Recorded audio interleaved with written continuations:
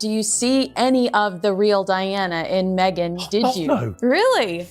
No. Oh. Sorry. What if one of the most powerful royal love stories of our time was built on a lie? People whisper that if it wasn't for her dad, Meghan Markle would have still been waiting tables. For years, she sold the world the image of a flawless modern duchess, elegant, confident, glowing through what was painted as a miracle pregnancy. In my opinion, she would still be a waitress if it wasn't for Dad. But now, Piers Morgan, Britain's loudest royal critic, says he's done playing nice, and he's coming for the truth.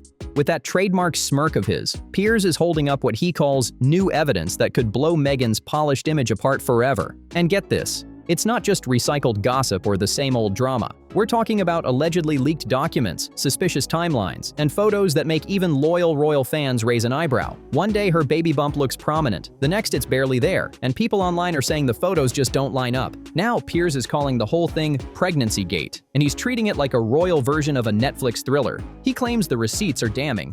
Of course, Meghan's side has stayed completely silent, hoping the chaos fades away. Are there any fans of Meghan Markle in tonight?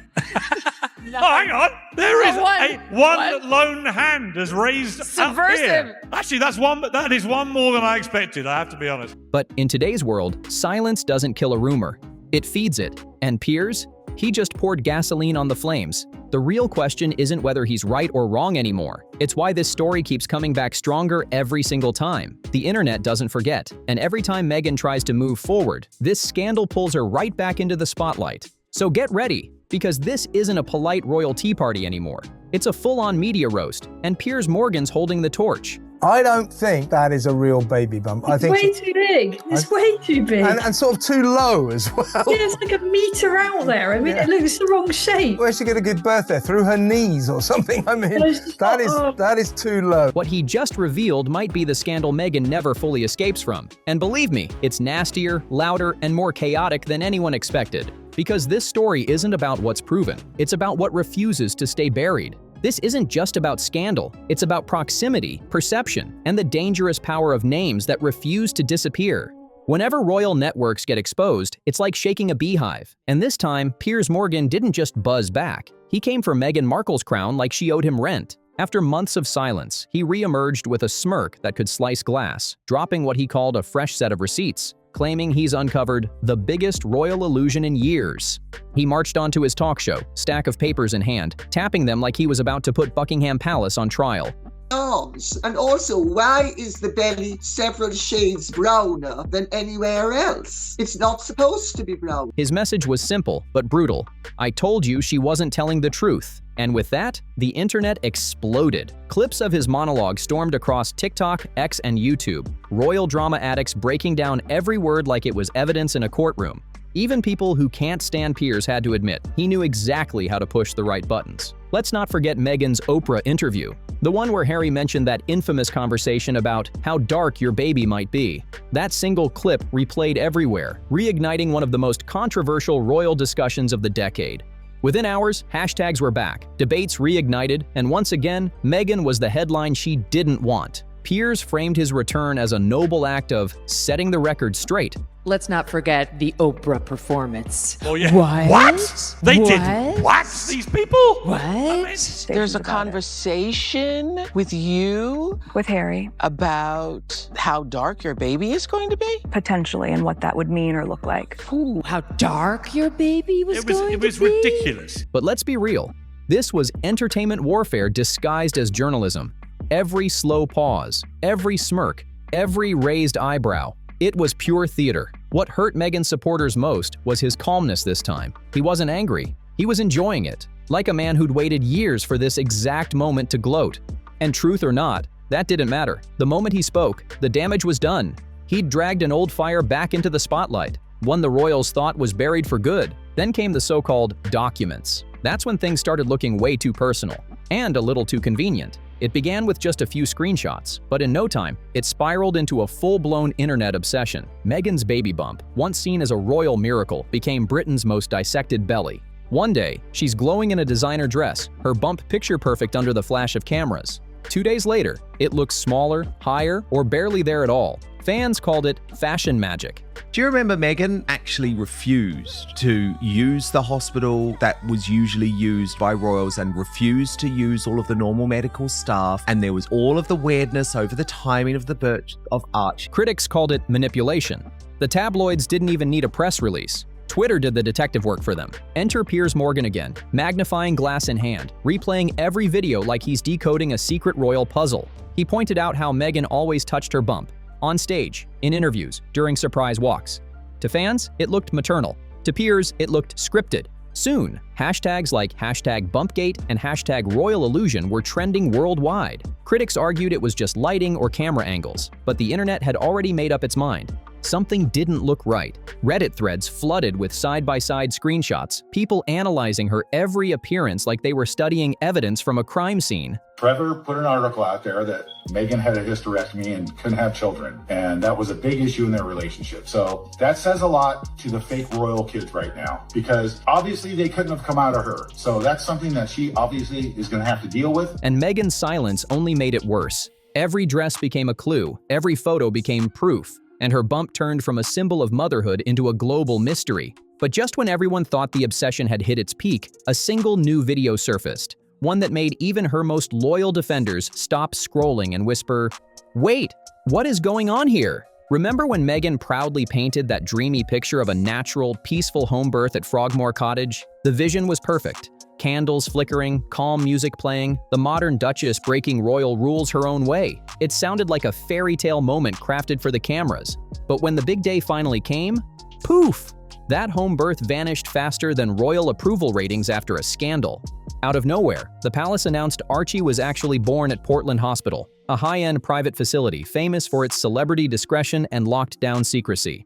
No warm family statement, no reason given, just a neat little press release that felt way too polished, like it had been sitting in someone's drafts folder for weeks. That silence? It was all Piers Morgan needed. He pounced like a hawk spotting prey, replaying Meghan's past interviews where she gushed about privacy, independence, and doing things differently. All of it was bullshit, designed to damage and attack the royal family, the monarchy, and all of it, and it made me cute. Then he slammed the sudden switch as a royal disappearing act. He accused her of staging a narrative, claiming the public was sold a fantasy instead of the truth. Fans who once believed the home birth story started scratching their heads. What happened to all that talk about empowerment and natural motherhood? Was it genuine?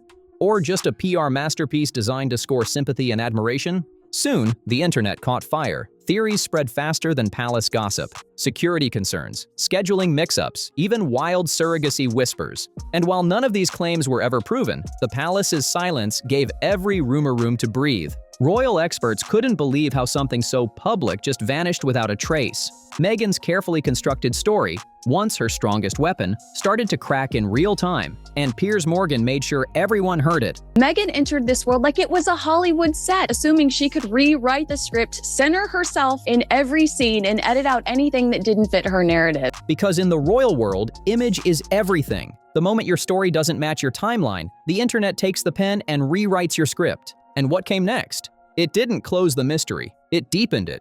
The questions got darker, the theories louder, and Meghan's so-called fairy tale started to sound a whole lot more like a riddle. The more Piers talked, the more the internet started nodding along, whispering, "Wait, this actually kind of makes sense." Suddenly, Meghan's once glowing, strong woman under pressure image began to look less like a fairy tale and more like a Hollywood script that had gone completely off track. What really cranked up the heat were the rumors about how she allegedly treated her staff, whispers of firings, emotional coldness, and manipulative behavior that painted a totally different picture from the one she sold to the public. To her supporters, it was all a ruthless smear campaign. But to her critics, it sounded like the confirmation they'd been waiting for. And right in the middle sat Piers Morgan, pretending to be the calm voice of reason while grinning like a man who knew exactly how to keep the fire burning. Every sarcastic smirk, every side-eye comment, it was gasoline on a royal bonfire. 57,000 people complained about me for not believing Princess Pinocchio. And eventually my boss had said, can you just apologize to Meghan Markle or you're going to have to, maybe lose your job. I went, I'll take the job option, thanks, I'll leave. And I walked off into the sunset. The result? Brutal. Sympathy started fading fast. Support turned into side-eye. The Duchess, who once had the world cheering for her, was now facing that same world again. Only this time, they weren't holding roses. They were holding receipts. That's when Meghan's silence stopped looking graceful and started looking guilty. When the accusations started flying again, Meghan and Harry did what they do best. They vanished. No statements, no interviews, not even a vague "sources say." Just silence. Heavy, suffocating silence that hung over the headlines like royal fog. And in today's digital world, that kind of silence doesn't calm anything. It feeds the storm. Every day without a response became another reason for skeptics to believe something was being hidden. Piers knew exactly how to play it. He leaned into that quiet, like a man hosting a one-sided boxing match, throwing punches while no one hit back. He knew the audience was hooked, and every jab landed harder because Meghan refused to speak. To her critics, her silence looked like guilt wrapped in designer clothes. To her fans, it looked like dignity under attack. Putting out a twerking, heavily pregnant video with him dancing around like a wooden clown next to her, it's all just embarrassing. But online, it looked like blood in the water. Forums went wild. TikToks dissected old interviews frame by frame, and Reddit threads multiplied like royal rabbits. The story stopped belonging to Meghan. It belonged to the internet mob. And Piers? He knew exactly what he was doing. He threw out one brutal question. If she really has nothing to hide, why not just say so? And that line echoed across talk shows, tabloids, and social media until it became gospel truth. Meghan's silence, once her shield, had become her biggest weakness. The irony was almost poetic. Why have they simply not made an announcement to the fact that all of the speculation about the children's arrivals? The woman who built her brand on her voice, speeches, interviews, empowerment campaigns, was now being drowned out by the very silence she chose. Because in the brutal world of royal scandals, it's not the lies that ruin you, it's the quiet that follows them. It's the silence that lets everyone else write your truth. Let's be real. By this point, it's not even about a baby bump anymore. It's about power, payback, and who gets the final word in the never-ending royal circus. Piers Morgan isn't chasing justice. He's chasing control. Every headline he crafts, every exclusive he teases, is another shot fired in a personal war that started the moment Meghan ghosted him. That bruised ego of his didn't fade. It evolved into fuel for a global scandal, and now he's steering it like a man who refuses to lose. But don't get it twisted. Meghan's no helpless target in all this. Every time she steps out in designer armor, drops a Netflix special, or releases a podcast episode, that's her silent counterpunch. She's fighting Piers, not with words, but with presence. Still, he plays the long game, painting himself as the noble truth teller, taking on Hollywood's royal fairy tale. And let's face it, the world loves a villain who truly believes he's the hero. The brilliance, or insanity war of it all, is how Piers turned Meghan's story into his personal business model. It makes them newsworthy. So you either then ignore what people are talking about and debating and having all the silly stuff about the fake bump and so on, or you embrace it and we do a debate and it's always the same stuff, right? You two are never going to give an inch. I'm never going to give an inch the other way. We're losing time from our lives. We're never going to get back with these people.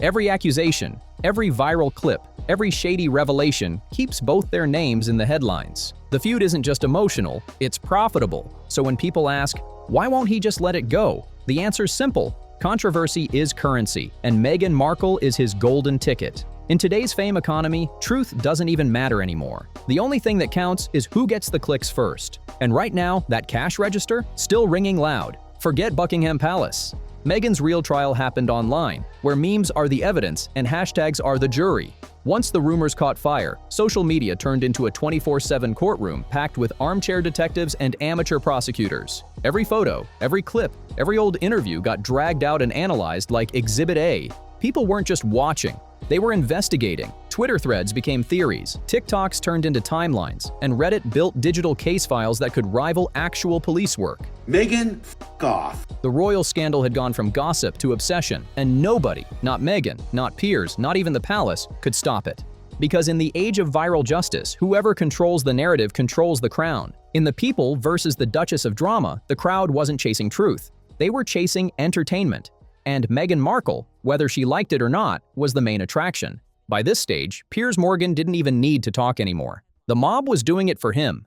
Thousands of self-proclaimed royal experts filled timelines, dissecting her hand gestures, facial expressions, even the way she walked. One viral tweet claiming her baby bump folded during an interview clip hit millions of views overnight, turning skepticism into obsession. Suddenly, perception became reality, and the wilder the theory, the faster it spread. Meghan's supporters tried to fight back, but logic doesn't trend. Chaos does. Every time they defended her, it only gave the fire more oxygen. She wasn't just the subject anymore, she'd become the storyline. The court of public opinion had already delivered its verdict, guilty of mystery. That's the brutal truth of digital fame. Once the algorithm decides you're the villain, there's no escaping it. You can't out-PR a narrative that's already been baked into people's feeds. The internet doesn't just remember, it reminds you every single day. In the era of viral outrage, reputation isn't lost overnight. It's erased one trending hashtag at a time. And there it is, the scandal that refuses to die. What began as whispers about a baby bump spiraled into one of the most chaotic royal controversies of this entire decade. Whether you see Piers Morgan as a truth teller or just a professional pot stirrer, one thing's undeniable. He's dragged Meghan Markle straight back into the spotlight she's been trying so hard to outrun. But as the dust starts to settle, the question isn't what really happened anymore. It's who's bold enough to uncover what comes next. Because if you thought this story was wild, you haven't seen anything yet. Our next investigation dives even deeper. Pulling Meghan and Prince Andrew into the same scandalous spotlight as journalist Tom Bauer drops a fresh pile of shocking receipts, the kind that could shake royal walls all over again. So if you haven't already, hit that like button, smash subscribe, and turn on notifications, because you do not want to miss what's coming next. This is T-Torch, where truth wears designer shoes and scandal never sleeps. Stay tuned, because the next revelation is already brewing. And remember, this story isn't about accusation, it's about understanding. Every detail shared here brings context, not conclusion, because in the royal world, nothing is ever as simple as it seems.